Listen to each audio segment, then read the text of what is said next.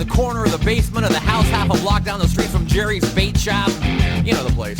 Well, anyway, back then life was going swell and everything was just peachy!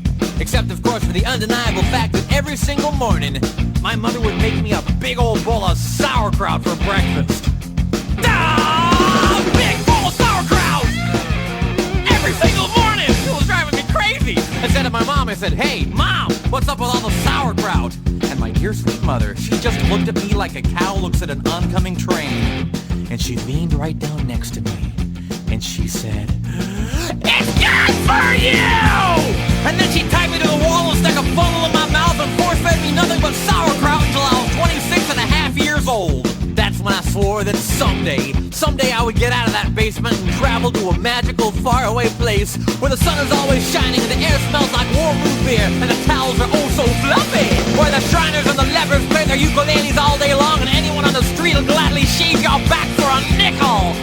Waka waka doo-doo, yeah! Well, let me tell you people, it wasn't long at all before my dream came true. Because the very next day, a local radio station had this contest to see who could correctly guess the number of molecules in Leonard Nimoy's butt. I was off by 3, but I still won the grand prize. That's right, a first-class one-way ticket to Albuquerque. Albuquerque. Oh, yeah. You know, I'd never been on a real airplane before, and I gotta tell you, it was really great. Except that I had to sit between 2 large Albanian women with excruciatingly severe body odor, and the little kid in back of me kept throwing up the whole time. The flight attendants ran out of Dr. Pepper and salted peanuts, and the in-flight movie was Biodome with Pauly Shore, and oh yeah, 3 of the airplane engines burned out. We went into a tailspin and crashed into a hillside, and the plane exploded in a giant fireball, and everybody died! Except for me. You know why? 'Cause I had my tray table up, and my seat back in the full upright position. Have my tray table up, and my seat back in the full upright position. Have my tray table up, and my seat back in the full upright position.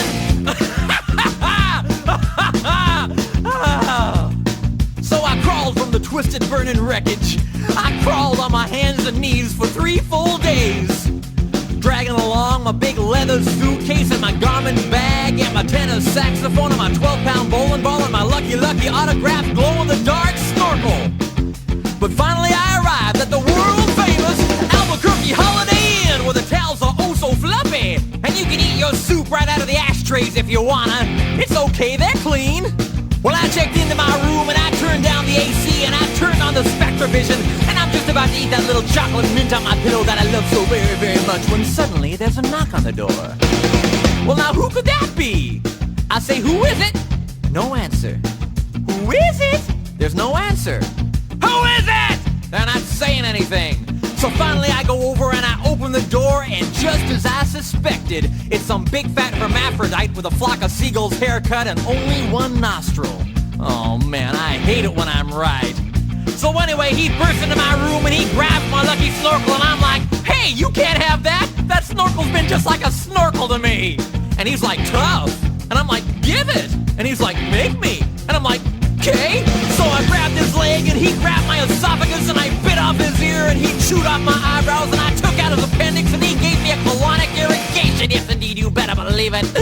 And somehow in the middle of it all, the phone got knocked off the hook.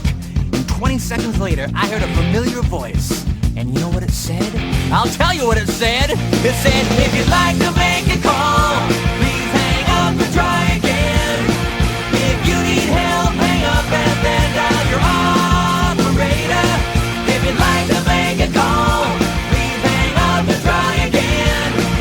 If you need help, hang up and then dial your operator."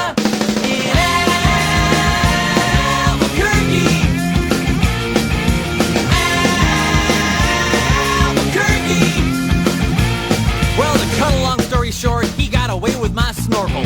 But I made a solemn vow right then and there that I would not rest. I would not sleep for an instant until the one-nostriled man was brought to justice.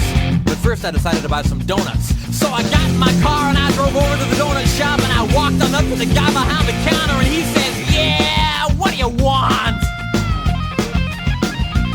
I said, "You got any glazed donuts?"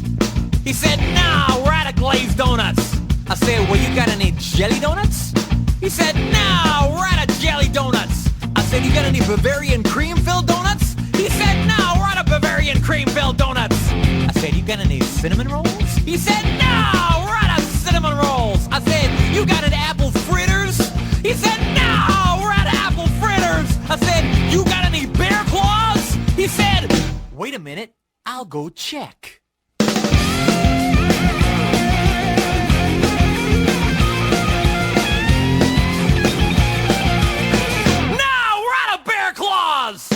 I said, well, in that case, what do you have? He says, all I got right now is this box of 12 starving, crazed weasels. I said, okay, I'll take that. So he hands me the box and I open up the lid and the weasels jump out and they immediately latch onto my face and start biting me all over. Oh man, they were just going nuts. They were tearing me apart. You know, I think it was just about that time that a little ditty started going through my head. I believe it went a little something like this. Oh, get him off me! Get him off me! Oh, get him off! Get him off! Oh, get him off me! I ran out into the street with these flesh-eating weasels all over my face, waving my arms all around and just running like a constipated wiener dog. And as luck would have it, that's exactly when I ran into the girl of my dreams. Her name was Zelda. She was a calligraphy enthusiast with a slight overbite and hair the color of strained peaches. I'll never forget the very first thing she said to me. She said, hey, you got weasels on your face. That's when I knew it was true love. We were inseparable after that. Oh, we ate together, we bathed together, we even shared the same piece of mint-flavored dental floss. The world was our burrito. So we got married and we bought us a house and had 2 beautiful children, Nathaniel and Superfly. Oh, we were so very, very, very happy. Oh, yeah. But then one fateful night, Zelda said to me, she said, Sweetie Pumpkin, do you want to join the Columbia Record Club? I said, whoa! Hold on now, baby! I'm just not ready for that kind of a commitment! So we broke up and I never saw her again, but that's just the way things go! In Albuquerque!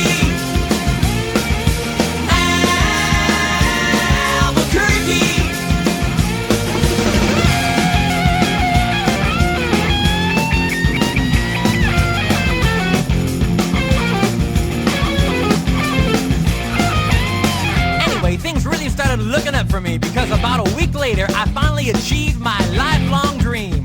That's right, I got me a part-time job at the Sizzler. I even made Employee of the Month after I put out that grease fire with my face. Oh yeah, everybody was pretty jealous of me after that. I was getting a lot of attitude. Okay, like one time, I was out in the parking lot trying to remove my excess earwax with a golf pencil when I see this guy Marty trying to carry a big old sofa up the stairs all by himself. So I say to him, I say, hey, you want me to help you with that? And Marty, he just rolls his eyes and goes, no, I want you to cut off my arms and legs with a chainsaw. So I did. And then he gets all indignant on me. He's like, hey man, I was just being sarcastic. Well, that's just great. How was I supposed to know that? I'm not a mind reader for crying out loud. Besides, now he's got a really cute nickname, Torso Boy. So what's he complaining about? Say, that reminds me of another amusing anecdote.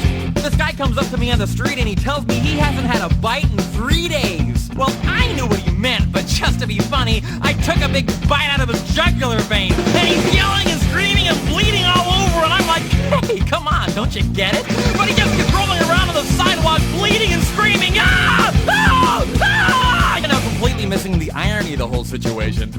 Man, some people just can't take a joke, you know? Anyway, where was I? Kind of lost my train of thought.